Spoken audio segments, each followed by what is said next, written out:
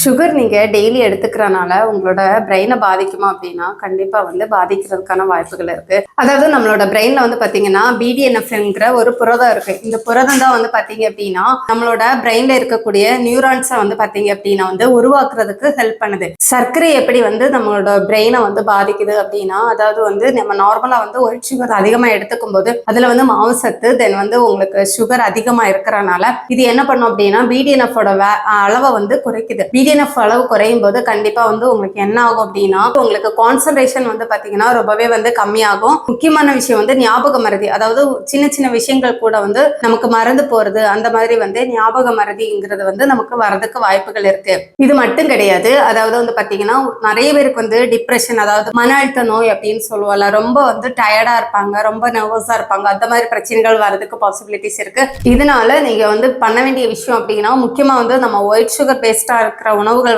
Maximum avoid பண்ணுங்க. அது மட்டும் கிடையாது, மைதா தென் ரீஃபைண்ட் ஐட்டம்ஸ் இந்த மாதிரி ஐட்டம்ஸ் நீங்க எடுக்கிறதா இருந்துச்சுன்னா மேக்ஸிமம் இதை அவாய்ட் பண்ணிக்கிறது ரொம்ப நல்லது.